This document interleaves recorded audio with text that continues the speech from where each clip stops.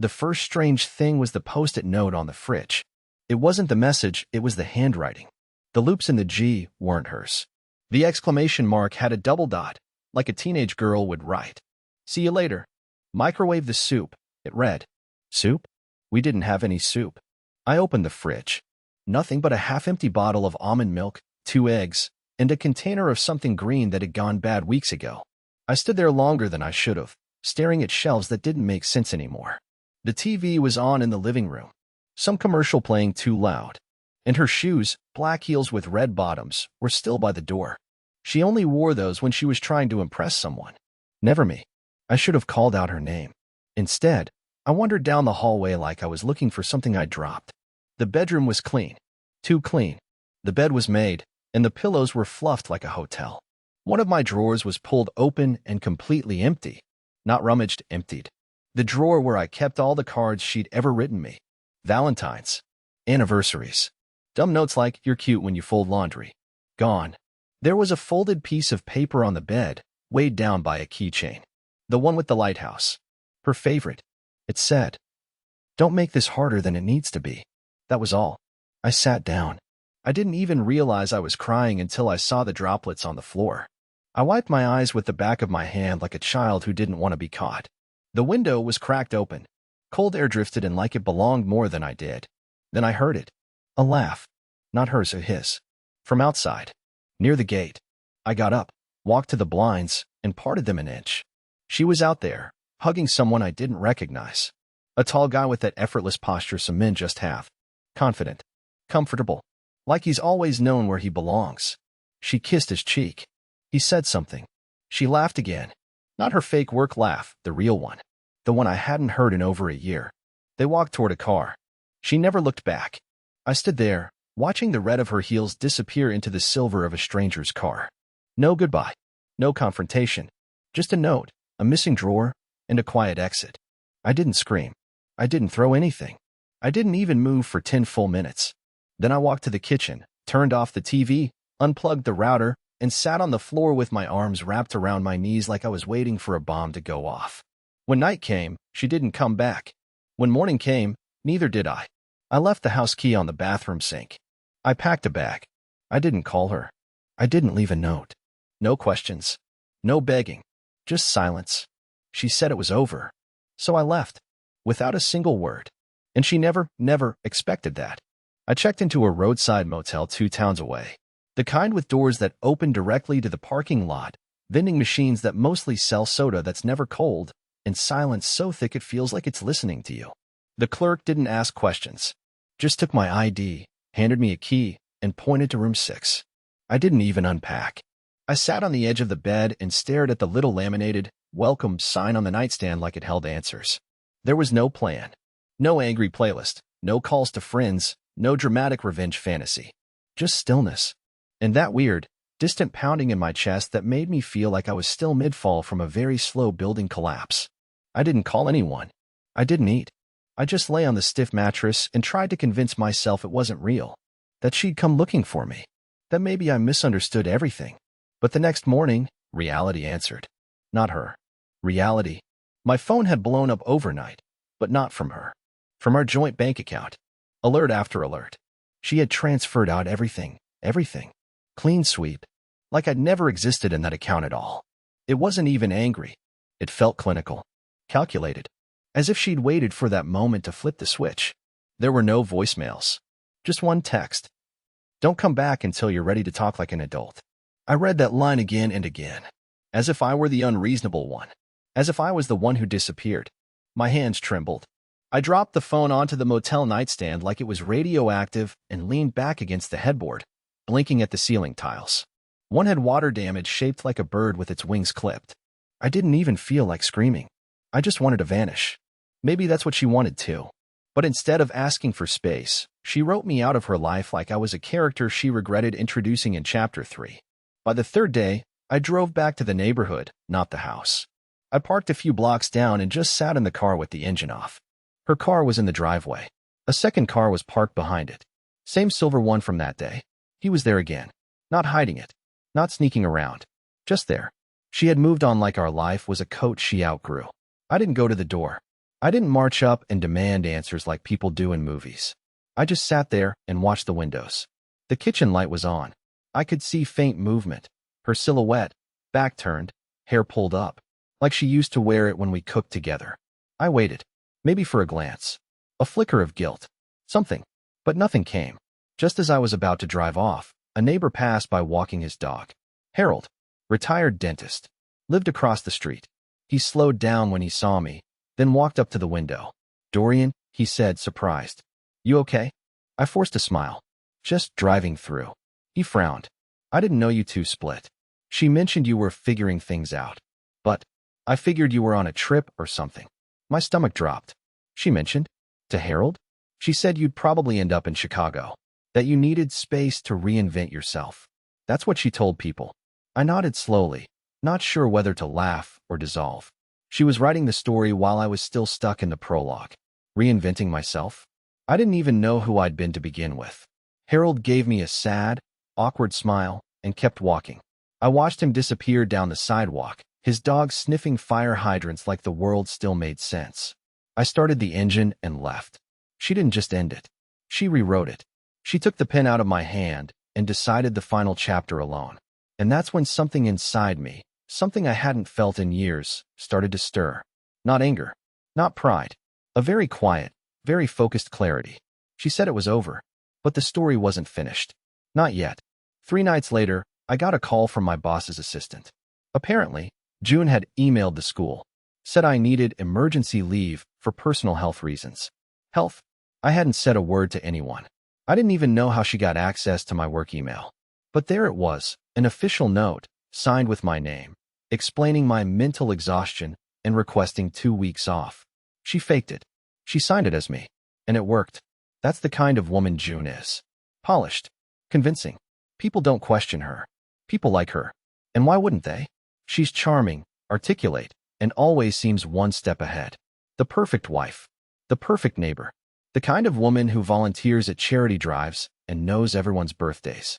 But behind closed doors, she plays chess while I've been playing checkers in the dark. And now, she was moving the pieces again. I thought about calling the school, clearing it all up, but what was the point? I had nowhere to go, nothing to prove. Part of me was even relieved. 2 weeks away from teenage sarcasm and fluorescent lights? Fine. Instead, I turned off my phone and spent the day walking. Not anywhere in particular. I wandered through side streets, past shuttered shops, through a field I hadn't seen since high school. I walked until my legs burned and my shoes were muddy and the sun had fallen behind the tree line. I wanted to disappear, just long enough for someone to notice I was gone. But no one called. No one even checked. Later that evening, I made a mistake. I went back online. Not to reach out, just to look. Just to see. And that's when I found her new profile. Different last name. Different city tagged. Different bio. Writer. Healing. Starting fresh. There were photos. New ones. Ones she'd taken in the last week. A cozy dinner at a vineyard. A coffee cup with initials I didn't recognize. C+J. A mirror selfie where she wore a necklace I'd never seen before. There were no pictures of me. No mentions. No signs I'd ever existed in her world. And yet, there was a caption under one of them that crushed my ribs like a vice. Sometimes, letting go is the kindest thing you can do, for both of you. She was documenting it, turning our breakup into poetry, like it was a journey, a healing arc. While I was sleeping in a motel room with broken blinds and flickering lights, she was rebranding our separation as spiritual liberation. There were even comments. "You look so happy. Finally living your truth. Proud of you, Queen." Queen? This same woman once cried when I surprised her with the wrong kind of almond milk. But now she was some kind of reborn empress, basking in internet applause for ghosting her husband. It didn't stop there. A few days later, I got a message from someone I didn't recognize. A guy named Marcus. Profile photo, hiking gear, big smile, short bio that said, "Gratitude over ego." Gross. His message was short. "Hey man, I heard you're going through a tough transition. Just know she's in a good place. I hope you can find peace too." That was it. I read it 5 times. My stomach curled into something ugly. This guy didn't just know her. He was close enough to message me, to speak on her behalf. I didn't respond. What could I say? Thanks for sleeping in my bed while I learn how to microwave soup? I logged out. Shut everything off. lay on the stiff mattress, and stared at the ceiling again. That night, I dreamed the house was burning, but not from flames, from silence. Walls falling without a sound, rooms crumbling in slow motion, and her face, smiling from the other side, untouched. When I woke up, I wasn't angry. I was empty. There was nothing left to break. And yet, in that space, where my dignity used to live, I started to feel something else rising. Not rage, not pride, but something sharp, something alive. And I knew this wasn't the end. Not even close. It wasn't like I planned it. I wasn't out for revenge. I didn't even know what I was hoping to feel. I just drove. It was a week after the message from Marcus. A week of sleeping too much and thinking too little. The motel's wallpaper had started peeling at the corners. The coffee tasted like metal. The ice machine outside my room kept coughing in the middle of the night, waking me like it was trying to tell me something. I'd stopped checking my phone. I didn't want updates. I didn't want closure. But I still had the house key. That morning, I drove back. Not to confront her. I told myself I just needed clothes. Something that still smelled like before. Something to remind me that I once had a life that didn't feel like a fever dream. I pulled up around noon. Her car was gone. His car wasn't there either. I sat in the driveway for a while, engine running, trying to decide if I'd be a coward or a criminal. But I didn't break anything. I just opened the door like I lived there, because I did. The house was cold. Not physically. Just emotionally muted. Like someone had drained all the warmth out and replaced it with curated emptiness. Everything looked staged. Even the furniture had shifted slightly, the couch angled more sharply, the photo frames replaced with bland prints. There were no pictures of us anymore. Just nature shots. A foggy mountain. A wheat field. A close-up of her hands holding someone else's dog. I walked into the bedroom. It had been redesigned. The sheets were white now. Pillows I didn't recognize. A diffuser puffed out lavender smoke in rhythmic bursts. Her journal was on the nightstand, the black one with the leather strap. I don't know what possessed me, but I opened it. It wasn't a journal. It was a checklist. Each line written in bold, sharp pen strokes. Transfer joint account. Remove his photos from walls. Call lawyer, draft neutral version. Post first image at Vineyard. Message Marcus Re, boundaries. Book, healing, retreat, June 14th to 17th. Dorian stuffed donation box for storage. No emotion. No hesitation. Just methodical dismantling of a marriage. I sat on the bed, holding that notebook like it might burn through my hands. I flipped to the last page. In smaller print, she had written, "Don't give him a reason to hate me. Make it clean." Clean? Is that what this was? A clean cut? She thought she could amputate me from her life like I was an infection. I dropped the notebook and opened the closet. Most of my clothes were gone. Just a few shirts left hanging like artifacts. I grabbed one of my old hoodies, the faded blue one she used to steal on cold mornings, and found something strange inside the sleeve. A folded piece of paper. It wasn't mine. I opened it slowly. The handwriting was different again. Slanted. Confident. Masculine. You deserve someone who sees you. No name. No date. Just that one sentence. It wasn't a message for me. It was a message about me. I put the hoodie down. Left the note on the dresser. Walked out of the house without looking back. But something had changed. It was like I'd been walking through a fog, and now I could see the shape of the betrayal. It wasn't a single moment. It was a campaign. Quiet. Strategic. Months in the making. She didn't just leave me. She managed my exit. Scripted it. Marketed it. Softened it for the outside world so no one would question why she'd erased me. But the world only sees what it's shown. And I had just seen what I was never meant to see. I drove until the sky turned black and the gas light blinked on. I didn't even know where I was. But for the first time in weeks, I wasn't numb. I wasn't paralyzed. I was starting to understand. This wasn't heartbreak. It was something far colder. And she'd made a mistake. She assumed I'd stay silent forever. I spent the next 3 nights sleeping in my car behind a closed-down nursery. No one came. No one noticed. I parked beneath a dead oak tree whose branches clawed at the windshield like brittle fingers. At night, I watched moths bounce against the dome light while my thoughts looped like a broken record. I'd meant to go back to the motel, but I didn't. Something in me resisted returning to any place where I used to feel safe. Even neutral spaces felt contaminated now. On the 4th morning, I woke up with the sun stabbing through the windshield and an ache in my spine that felt older than I was. I stretched, coughed, and checked my phone for the first time in 2 days. 17 missed calls. 2 voicemails. All from a number I didn't recognize. I hit play. The first message was a woman's voice. Hi. I'm looking for Dorian Bennett. My name is Elise Harrow. I'm calling about your wife, June. I think we need to talk. My mouth went dry. I played the second. I understand this is unexpected, but I don't think you know what's been going on. I only found out because of a mutual contact. Please call me back. That name. Elise Harrow. It sounded familiar, but I couldn't place it. I Googled her. It didn't take long to find her profile. Clean, professional headshot, nonprofit consultant. Lives in Maine. I hesitated, then dialed. She picked up on the first ring. Dorian. Yeah. Who are you? She paused. I was involved with your wife. Professionally. But we were close, too. I saw her once a month for almost a year. We worked on something together. I didn't know what that meant. Okay. I wasn't going to reach out. But something happened. I got an alert 2 nights ago. One of our project folders was accessed. It shouldn't have been. It's password protected. And your name popped up. I remembered it from her paperwork. That's why I'm calling. My head was spinning. What kind of folder? Another pause. Then, carefully, she said, look, June didn't just walk away from your marriage, Dorian. She's been building something else. A version of her life. Something more curated. She was developing a personal brand. A reinvention series. A what? She was writing a book. Self-published. Under a pseudonym. It's already up for pre-order. It's called Leaving Quietly. I said nothing. She's painting herself as a survivor. Not of abuse, but of emotional stagnation. You're in it, Dorian. Not by name, but by description. And the story she's telling it's dangerous. I leaned back in the driver's seat, heart pounding.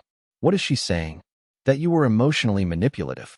That you controlled her finances. That you isolated her. She uses vague language, enough to sound profound, not enough to get sued. I laughed once dryly. That's rich. She's the one who emptied the bank account. Elise sighed. Look, I'm not on her side. I pulled out of the project 3 months ago when she started twisting things. But she's ahead of the narrative now. She's scheduled interviews. Podcasts. Speaking events. She's selling your silence as consent. I gripped the wheel. So what do I do? Whatever you want, she said. But you should know, this didn't start when she left. It started last year, while you were still together. The call ended, and I sat there for what felt like hours. A book. A brand. A rewritten past, polished and published. June hadn't simply left me. She'd framed me. I drove. I didn't know where. My hands moved, but my thoughts were stuck. I kept seeing the empty bedroom, the fake smile in her new photos, the checklist in her journal. She had built an exit plan like a screenplay, and I was just a character who didn't get a script. But that wasn't the worst part. That came later. That night, I went back to the house again. I told myself it was just to see it one last time. But the porch light was off. No cars out front. No sounds. Just the breeze and the faint smell of whatever cleaner she uses. The back window in the laundry room was still cracked. She used to forget it all the time. I slipped inside. The house felt different. Emptier. Some of the furniture was missing. A few cabinets open. She was packing. Moving. She was about to vanish completely. In the office, her laptop was gone. But her desktop, her old one, was still under the desk, covered in dust. I booted it up. She hadn't wiped it. Not yet. And in a folder labeled Early Drafts, I found something she probably forgot existed. Not the book manuscript. Something older. A document titled Exit Strategy V1. I opened it. The first line read, "What if he doesn't fight back?" I kept reading. It was all there. Her ideas, her scenarios, possible timelines. What to do if I cried. If I begged. If I tried to win her back. If I left silently. She had considered every possibility. Except one. What if I found out everything? The deeper I went into her old desktop, the more I realized it wasn't a machine, it was a vault. She hadn't used this computer in over a year, probably forgot it was still hooked up beneath the desk. That was her mistake. Everything she tried to polish over, rebrand, and bury? Still there. Unfiltered. Unedited. Real. There were recordings, audio files named only by dates. I clicked the earliest one. Static. Then her voice. She was rehearsing. Not for a meeting. Not for a speech. For a confrontation. "Dorian," she said calmly. "I know this isn't easy for you. But I need space. This isn't about blame. It's about growth. We've both changed. Then again, I don't want to fight. I just want peace. Please don't make this ugly. She had rehearsed the breakup. There were 5 versions of that speech. Slight tone shifts. Pacing differences. In one she fake cried halfway through. In another, she got cold and distant, practicing how it would play, how I might react. She'd written every possible ending except the one where I quietly disappeared and watched from a distance. But it didn't stop there. I opened a folder labeled Research. There were files, PDFs, ebooks, notes on manipulation tactics, subreddits, discussion threads with usernames I didn't recognize, pages from online forums for people leaving emotionally unfulfilling marriages. Some of it was normal, even understandable. But then there were the darker ones. Advice on how to isolate a partner before departure, how to control the narrative, how to gracefully exit without giving the other party time to react. One file was titled Smear Campaign Principles. Another, Maintaining Victim Optics. I didn't want to believe it. I still don't know if I fully do. But there it was. Not a crime, maybe. Not illegal. But it was deliberate. Cold. Designed. She didn't fall out of love with me. She constructed a version of herself that needed me to be the villain, and then went out of her way to become the victim of that version. And I didn't even fight her. I didn't scream. I didn't argue. I gave her exactly what she wanted, the quiet villain, the man who slipped away in silence, the shadow behind the curtain, the narrative she could twist. I closed the files and backed away from the desk. The silence of the house felt louder now, the kind of silence that hums just beneath the skin. That's when I noticed something out of place in the hallway closet. It was cracked open, and there was a box pushed deep into the corner beneath the winter coats. Not labeled, not stacked like the others. Hidden. I dragged it out. Inside were photo prints. Dozens. Not of us. Of her, at places I'd never been. A lake house. A cabin. A restaurant with high windows and wine flights. Always the same man beside her. Marcus. There were no kisses in the photos. No hands held. But the body language was unmistakable. These weren't business trips. They were weekends. Carefully cropped to look professional. But the camera's eye doesn't lie. The timestamps on the back told the rest of the story. This didn't start after she left. It had been going on for 8 months before she ever said a word. 8 months of planning. Drafting. Smiling at me over dinner while she sketched my exit into her memoir. 8 months of rehearsals. Of scripting. I sat down on the hardwood floor, photo after photo spread around me like pieces of someone else's puzzle. And for the first time in weeks, I didn't cry. I laughed. Not loud. Not manic. Just a breath. A single, bitter exhale from deep in my ribs. Because it finally made sense. She hadn't underestimated me. She hadn't even seen me. In her story, I was never the main character. I was the obstacle. The structure she needed to demolish before she could heal. But I wasn't the ruins. Not yet. I stood up, packed the photos into the box, and walked out the front door with it under my arm. The wind felt different that night. Sharp. Electric. Not comforting, but awake. The next day, I booked a one-way bus ticket 3 states away. No phone calls. No notes. No final message. I left a single envelope behind. Inside was a flash drive. And nothing else. Let her wonder what I took with me. Let her wonder how much I know. Because I'm not going to scream. I'm going to wait. And when she thinks the story is over, that's when the real story will begin. I arrived in a town no one ever talks about. No tourist stops. No Instagram-worthy signage. Just a row of rusting pickup trucks, a diner that still uses paper order slips, and a motel that didn't ask for ID so long as you paid in cash. It was perfect. I checked in under a name I hadn't used in years, my mother's maiden name. Then it was too searchable now. I paid for 2 weeks up front. Room 203. The wallpaper peeled in the corners, and the mattress had springs that felt like bones pressing up through skin. Still, it felt better than home. Because it wasn't hers. No one here knew who I was. No one cared. I didn't have to be the man who'd been erased, not yet. I walked every day, watched people without speaking, became a ghost in denim and flannel. At the diner, they called me sir and never asked where I came from. I liked that. But I wasn't hiding. I was watching, studying, and planning. Back at the motel, I began organizing everything. Not for revenge. I still had no taste for that. It wasn't about hurting her. It was about reclaiming the truth. Quietly. Fully. Without permission. The flash drive I left behind wasn't blank. But it didn't contain her photos or the exit strategy document. It had something simpler. Something more unnerving. It contained a screen recording. A 23-minute video of me navigating her desktop, opening her early drafts folder, reading her manuscript, browsing her research, and opening a document she'd titled Dorian's Weaknesses. Yes, that was real. She had listed them like they were ingredients. Avoids conflict. Doesn't push back. Trusts too easily. Emotionally passive. Disconnected from family. Too soft to retaliate. She had cataloged my personality the way an advertiser profiles a target demographic. Cold. Precise. Effective. The screen recording ended with me minimizing the window and simply staring at the desktop wallpaper, a generic image of mist over a lake. For a full minute. Then I clicked shut the laptop. That's what I left her. Not a threat. Just proof that I saw behind the curtain. That I knew she wasn't careless, she was calculating. And now? Now I had time. Time she thought I'd waste sobbing. But grief can be repurposed. Resentment can be restructured. If pain is the raw material, truth is what you forge with it. I started writing. Every night. Not to vent. I'd done enough of that in my own head, but to reconstruct what happened. Not just for me. For anyone else who'd find themselves rewritten like I had. I documented every timeline, every manipulated conversation, every false narrative she projected online.